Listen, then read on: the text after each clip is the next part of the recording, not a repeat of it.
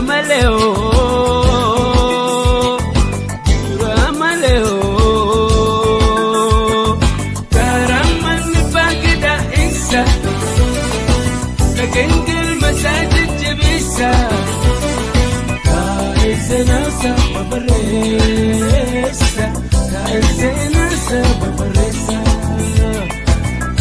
Kaisenasa Babaresa. Shingat insulin tokko Oromoon qabu gadaadha.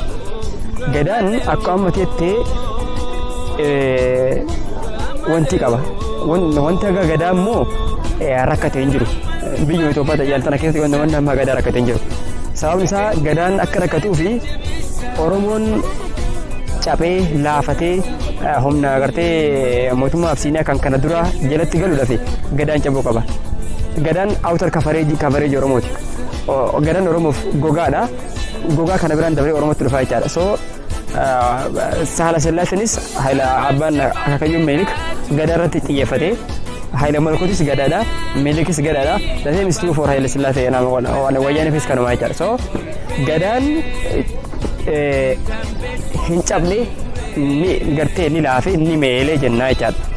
Kanaaf gadaan chaalenjii guddaa keessa dabre. Chaalenjiin ammoo ambara kana jiru kan bara Haayila Sillaasee kan bara Meelik jiru kan bara jaarraa 15ffaa kan jaarraa 16ffaa hin caalu jechaadha. So itti gartee tirataatuma deema kana boodas gaa inuma fooyya'aa haalli amma jiru gaariidha. Boorana biratti gadaan jabaadha. Gartee Gujii biratti gadaan jabaadha. Karrayyuu biratti gadaan jabaadha. Hamma gartee dur ture sanitti yoo turumaate gaariidha. Ammoo Tuuloo biratti olaaltee Ituu biratti olaaltee gartee Sikkoomanni biratti olaaltee laafadha.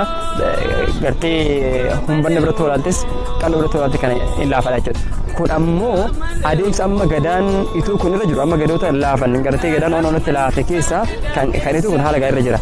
Kunis ammoo kana booda immoo fooyya'anii abdii qannaa namni isa fooyyessuu danda'u kan isa jiraachisuu danda'u sabicha malee gartee namni dhufee gadaa kana fi jaabeessan jiru sabichi inni jiraachifata hin deebisee inni abdii qaba.